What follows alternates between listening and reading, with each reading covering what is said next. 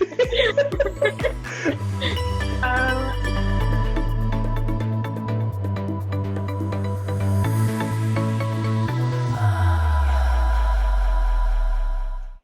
Hi everyone, welcome back to our channel. Today we're going to talk about the different kinds of interviews that you will be encountering on the interview trail for the MD-PhD process. yeah. So the first thing that we wanted to talk about were more of like the MD side of interviews. So specifically, we wanted to talk a little bit about MMI or multiple mini interview, and then also a bit about what more traditional MD interviews will look like. So the MMI is kind of a new format of interviews that's being piloted around a few schools around the country. So just to give an idea of where you'll see this, NYU, Duke, Stanford, a lot of Canadian universities, etc. use the MMI.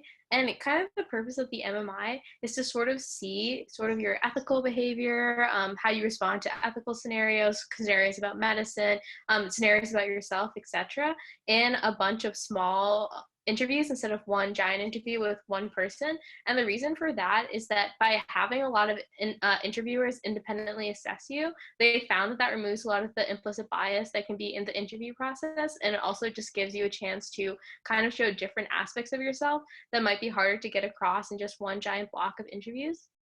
But in terms of thinking about what an MMI actually looks like, you're usually going to be rotating between different stations, and you'll see that these different stations will harp on to different parts of what it means to actually be a doctor. So a big part of MMIs, as we mentioned, will be ethical scenarios. So often these are in the context of medicine.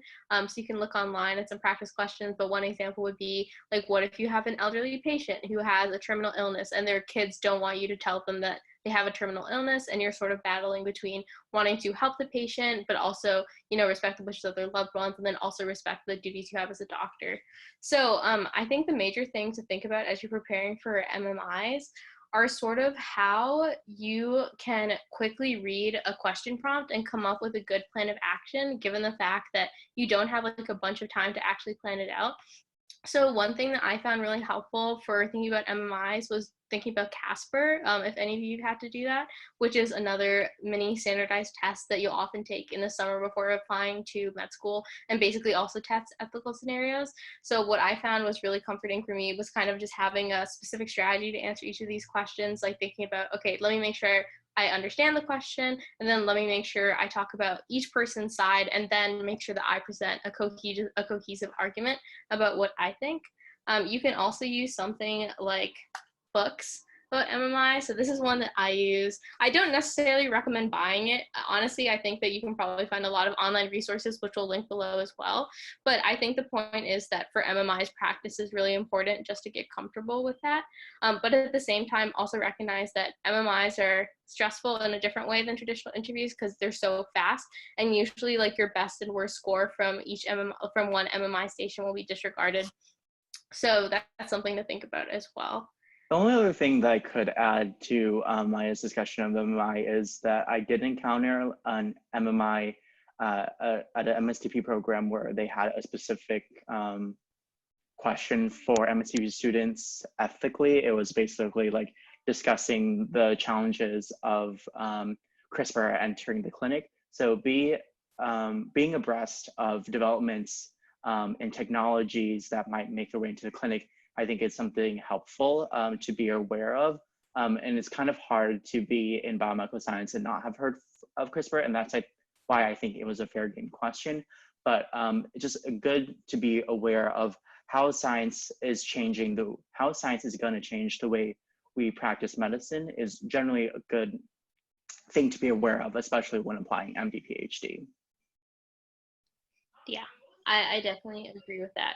I think also just being aware of like the general principles that like medicine is built on that are important, like patient autonomy, like respect for justice, and all those things are really key too. Because I think most people implicitly like believe in those ideas and know these ideas, but it's nice to have like the terms there just so that you can explicitly reference them and use them as anchor points as you're explaining your answer to MMI questions. Of course, on the other end of the spectrum, there's also the traditional MD interviews.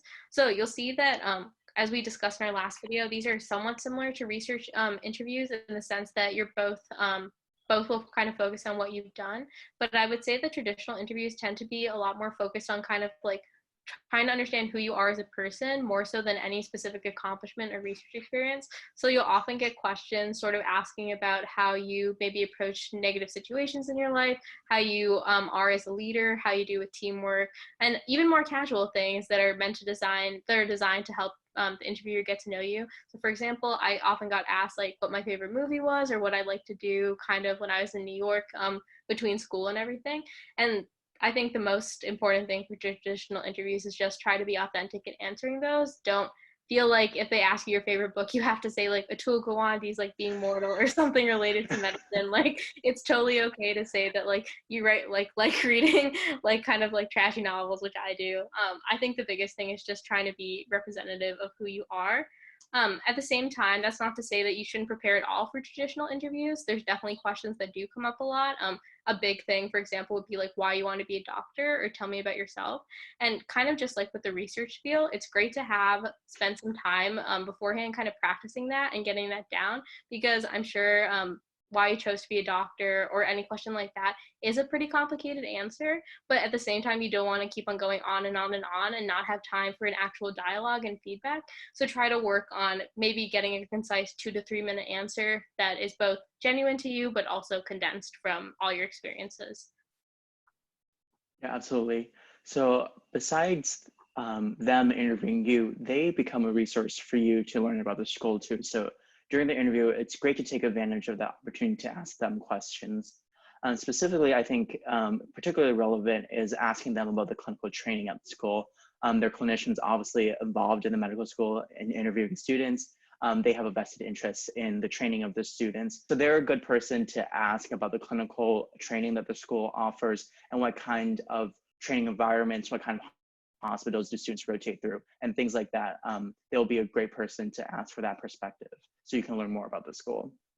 Definitely. And I think a related point to that is that it's especially important as an MD-PhD candidate, especially when you're interviewing with clinicians, that you show why you want to go into medicine. Because I think as MD-PhD students, we spend a lot of time on research and like a lot of time trying to also be successful like PhD applicant to MD-PhD program. And you need to make sure that you have a coherent answer for like why you want to do medicine and that you're interested in the clinical resources and opportunities at that medical school, since that's really important, especially to people who are physicians primarily instead of physician scientists. So on the flip side, there's going to be the more PhD like interviews. So we've briefly touched on it in the previous video towards the end. So make sure to check that out. But for these research interviews, some of them are purely for you to get a sense of that PI and their lab because you were interested in them. So in some schools, those interviews have no bearing on your missions. It's just a time for you to learn more about PI's work and just pick their brains about the work that you're interested in. But some of those interviews do count at other schools, so that the way that you're interacting with the PI, how you're explaining to them your research and their assessment of your research potential does come into play for the admissions committee. And if you just ask the current students there, they will tell you if the research interviews count or not, or if they don't count. Sometimes there are researchers that serve on the committee that decides admission, so they will also be able to point out those members whose interviews will have bearing on your admissions decisions. Obviously, that's not to say that not to prepare for the ones that don't count, quote unquote, for your admission. But again, it's just such an exceptional opportunity to be able to meet great people doing cool science that you're interested in. So it's going to be ultimately just a waste for you if you don't maximize the potential of that interaction with that PI in not preparing.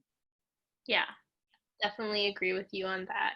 Another good rule of thumb, if you're trying to identify like research versus like more MSDP council things, is like if you see someone who you didn't request who has like super divergent research interests from you, chances are it's probably an MSDP council interview. But I think that kind of goes back to what Kenneth was saying in an earlier video about how it's really important that you know how to explain your research to someone who might not be in your field at all. So for example, one of my interviews, I interviewed with this awesome dermatologist, physician scientist, but our research interests were definitely super divergent, but we were still able to have really great conversations thinking about the overlap of our interests, and then also just like what it means to do an MD-PhD. So don't just like turn off like your MD side of your brain where you're thinking about like what personal qualities you want to bring in and why you want to be like a physician and stuff when you go into these research interviews, because especially if you're meeting with an MD PhD, it's going to be important to still show that side of you in these interviews. Along the lines of having research spiel, one variation of that is to have a chalk talk. Some programs or some faculty like for you to present your research in a chalk talk fashion, basically meaning that you have basically just your words and you can draw on a whiteboard as a way to present your research. I think in general, some good things to keep in mind is that I would suggest drawing as you go. That way you can add emphasis and show dynamic processes going on that you want to illustrate instead of drawing everything up first and then going through what you've drawn. And in general, with all these interviews, always be looking out for body language feedback. Are they receptive to what you're saying? Do they seem lost? Do you need to come back to things? And I think it's helpful to ask at natural points where you've come to a subsection of your research and say, so this is what I've laid out for you so far. Do you have any questions or any more questions? Because naturally faculty often interrupt you with their questions already.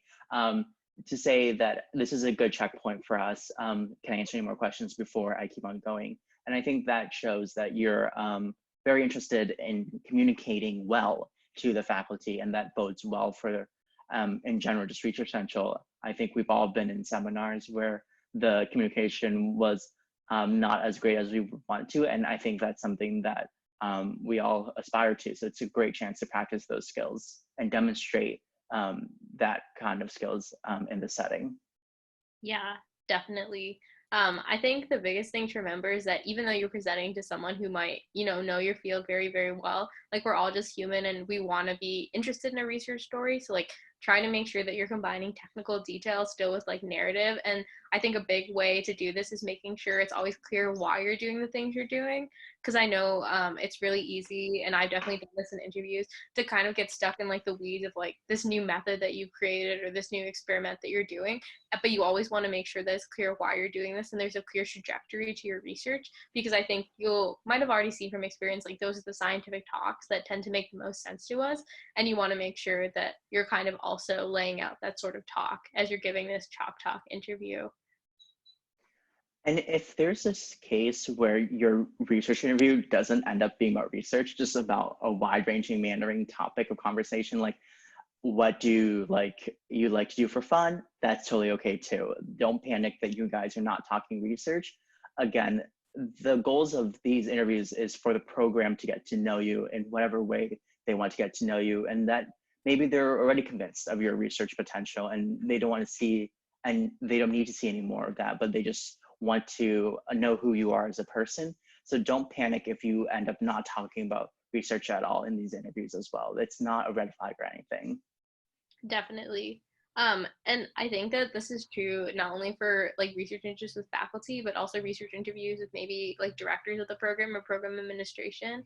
I remember being super nervous for my interviews at Harvard with the director of the HST MD program and also the MD PhD program, because I thought they were going to drill me and do like a really elaborate chalk talk in the 10 minutes that were on my schedule with them. But I think that really, especially for those administrative interviews, you'll see that those tend to be a lot more trying to assess fit with the program. So these are great opportunities to kind of learn a little bit more about the program from the perspective of someone who's leadership on it. But it's also a big opportunity to kind of get at like the stuff that isn't answered in either MD interviews or PhD interviews. So specifically like why you want to be an MD PhD, but especially why you want to train at that program, because like no one knows the mission of the program better than the actual administrators who run it. At the same time, these interviews can be super scary and they tend to be pretty short, especially if the program admin is meeting with everyone and that's a pretty long day for them. So try to especially put aside your nerves for this, because this is probably one of the more important interviews that you're going to be doing for an MD-PhD interview. It's not at all programs by any means, but I think it's a really great opportunity to try to be excited about getting face time with that leadership from the get-go, because there are often awesome people who are choosing to dedicate their already split time as physician scientists to being a mentor and a leader, and that's a really great position to be in, to talk to someone like that. Yeah, absolutely. And also another rare type of interview would be the student interviews. So these can range dramatically from school to school in what capacity. It could be an MD kind of interview coming from a student, or it could be even an MSTP or MD-PhD specific interview where an MD-PhD student is interviewing you. So those, all the general advice holds. The only thing I would want to add is that they're really a great resource to pick their brains about specifically being a student there. And I think that it's important to understand that in these interviews, the schools are trying to get a sense of fit. Would you fit here? Would you be happy, or would you thrive here? And showing that you're trying to assess for yourself during the interview of the potential for you to fit at an institution, and demonstrating how you would be able to leverage the resources of an institution, any unique advantages or unique opportunities that institution offers through these interviews, and especially the student interview, asking about such unique opportunities is really important, and really a fruitful way to be approaching the student interview. So then there are some interviews that are kind of N of one. They exist at particular schools, most notably the WashU interview. So the WashU interview, it's a committee interview of around 20 committee members. So the cool thing about that is that 20 members will have interviewed everyone that cycle in the same format. So the format is as follows. You basically enter a room and there's 20 people sitting in a U shape across a big table from you, and you're just on the one side, lonely, and you're facing everyone. It's a 10-minute interview where they ask you your motivations to become a physician scientist, and then to explain your research. This is where explaining your research at a high enough level where everyone around the table understands is really critical.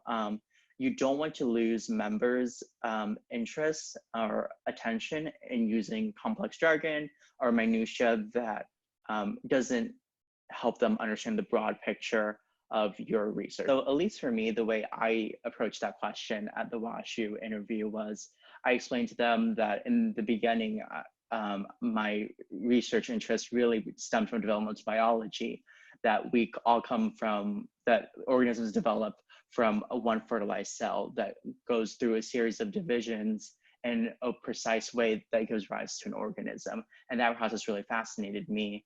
And then I narrowed it to specifically the nervous system. And then I said I was studying C. elegans as a great model. And then I launched into my particular project, still with abstract, still at an abstract level. So I told them that I was studying the nuclear morphology of developing neurons in C. elegans, and then launched into my project from there. So they're talking about your project in particular. There's a couple of things that I think were important for me to highlight. I think it was important for me to highlight what level of independence I had during a project.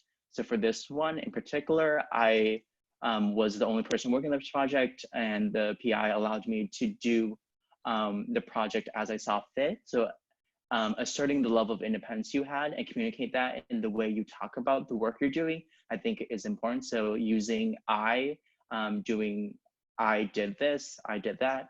If you had collaborators on particular parts of the project, it's important to acknowledge that and say, in collaboration with this person or with the help of this student, we then did this. It shows that you are respecting the contributions of your fellow scientists, and that you understand how to work collaboratively in a team environment. And I think it's important to be able to walk your audience from the conception of the project, how you're going to address it, what problems you had in addressing it, how you address those problems, and then the final data you were able to collect, conclusions you're able to draw, and further steps that the data prompt. So showing that whole arc, even if it's only a small part of your project, or even not, even if you can only draw that arc for a small part of a project, I think it's important to be able to specifically just focus on that part of the project and draw that arc. So everyone around the table understands that you have a firm grasp of how science works. I know I laid out a lot, and this interview is actually only 10 minutes. So it can feel extremely daunting. And it's very, very understandable to have nerves come in this interview. But I think it's important just to remember they're generally very curious people themselves. They're scientists. They want to learn about what you're doing, and they'll ask questions not to trip you up, but to make sure that they're following you along during the process. Given the time constraint, it's very easy to get tripped up by questions because you feel like you have a flow going, you have a plan, like what you want to say, and it might derail you. But just taking it in turn and taking it as an honest piece of feedback that they were unable to follow something and responding well to that feedback by re-explaining it to them in a way they understand is important as it is to complete the arc. So don't fear getting questions during this time, even though it is extremely nerve-wracking. I think that's a really good summary, and I think that advice laid out like definitely applies to just interviews in general with how to structure your research. So really thinking about how you go from like this high level idea and like how far back do you go to how specific you actually get into the details. And as you can tell from Kenneth's thing, it definitely depends on the audience you're working with. Talking to an audience of 20 different scientists is definitely different than talking to someone who you might want to work with for a thesis and who knows your PI and has like a very, very good idea of where you're coming from. So just remember that have a general research field, but also be flexible because how you present your story is going to change based on who you're actually talking to. Yeah.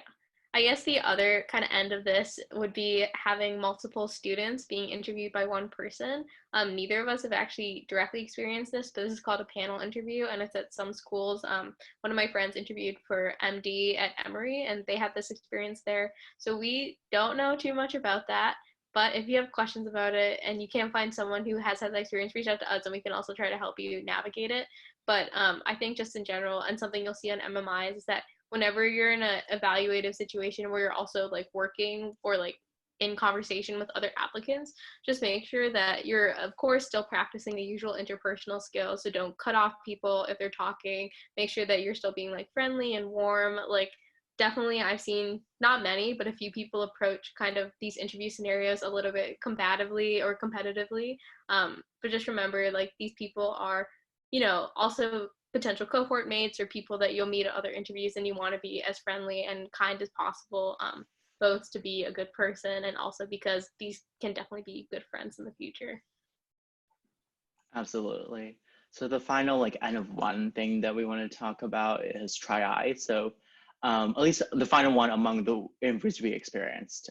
So this is the sample poll that we're working with is try-I. So try-I's was a one-day interview and it had 5 interviews. So it's a long day. So the advice from the previous video about bringing a snack is helpful here.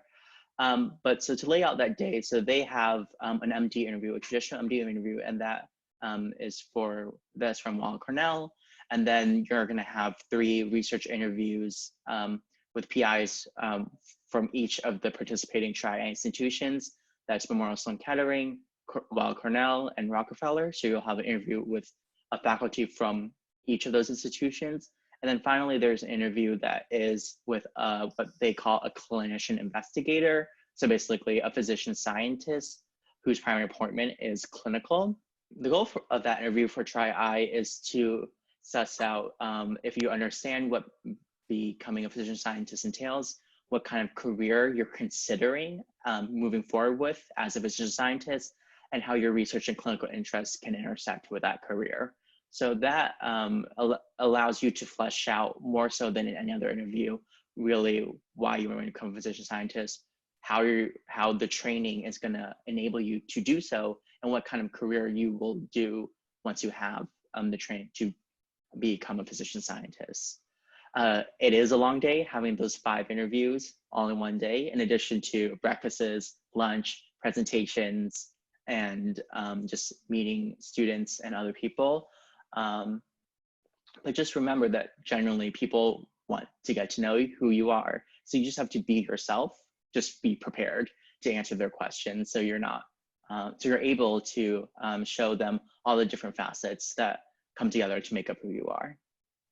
Definitely. And also, like, don't be hard on yourself if you're losing energy by the end of the day and you have like a 5:30 interview and you're just done because you've been up since like 6 a.m. Like, it's okay. Just do what you need to during the interview days, like to take a little bit of time for yourself, even in the midst of everything. Like, I know, even though I'm like a pretty social person, usually like during those lunches that were just among the other interviewees, I would often just take some time just to kind of eat and like go on my phone and take a little breather.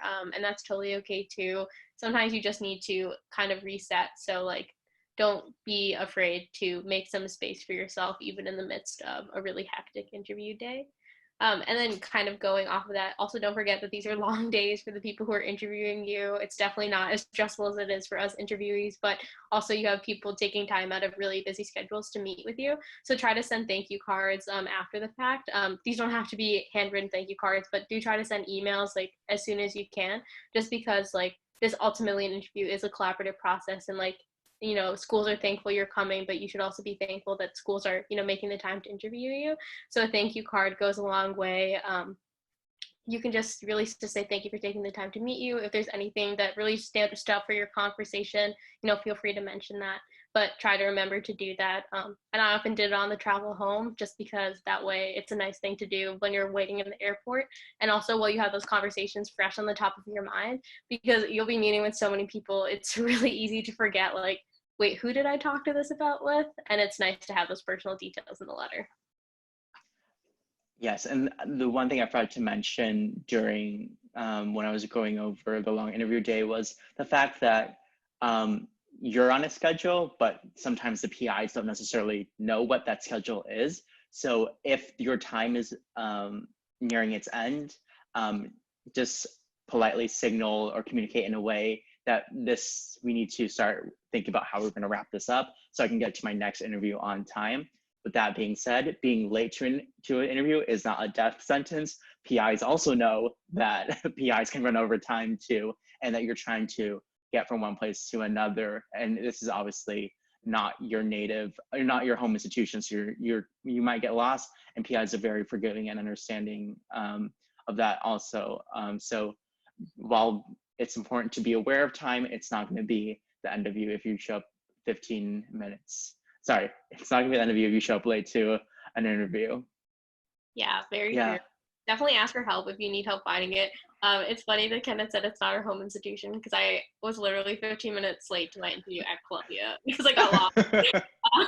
And it was still fine, and that was still a good interview.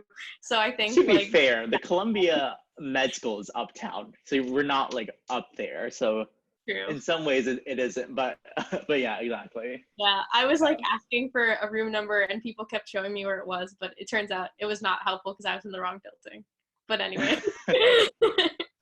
Yeah. The last type of interview that we wanted to talk about is something that we have not experienced but should be applicable for the cycle, and that's the virtual interview. As you may or may not have seen, kind of the double AMC has put out suggestions for residency interviews and presumably also med school interviews that they be held online as the COVID pandemic progresses. But still, as much as you can, try to treat this as a normal interview. So make sure that you're still dressing well. We didn't actually talk about this, but make sure that you, in general, the accepted protocol is that you are wearing a suit, whatever you feel most comfortable in. But you should definitely make sure that you're also wearing that on this interview. Try to make sure that you're still making eye contact. It's hard, and you'll see this is something we struggle with in our videos, but look at the webcam, not the person's face. And just in general, any tips that apply to online interviews, even for jobs or anything, should apply here too. We think that the biggest thing that will be different for these interviews is honestly more just an informational thing. It will be harder to get an idea of what these schools are like, of course, if you're interviewing remotely. But at the same time, even though it's kind of frustrating, I'm sure, for everyone who's been preparing for this for a long time to feel like these interviews are now online, also recognize that hopefully by April or by March, revisits will be in person again. So you'll still have that opportunity. And also, hopefully, this does make the process a little bit more equitable, because one thing we have noticed is that it's so expensive flying to interviews, and like MD-PhD, some schools pay, but some schools don't. And especially if you're not like on the East Coast or the West Coast, like a really hub of travel, it gets really prohibitively expensive to attend interviews. And even if money like wasn't an issue for someone, like it's still super tiring. So try to use to kind of see the benefits of this, and hopefully know that it's going to be a learning curve for everyone. Virtual interviews will be different, but you can still put your best foot forward, and ultimately that's what's going to matter the most. If you want to do a mock interview of any of the kinds of interviews that we discussed today here in this video, feel free to contact us, and we'll be more than happy to arrange that. Definitely. So that's kind of summarizing what we have for interviews. But if you feel like there's anything we missed or any questions that you have, of course, feel free to contact us or drop us a comment below if you think it's something that a large group of people would benefit from seeing. And we look forward to interacting with you guys in the future.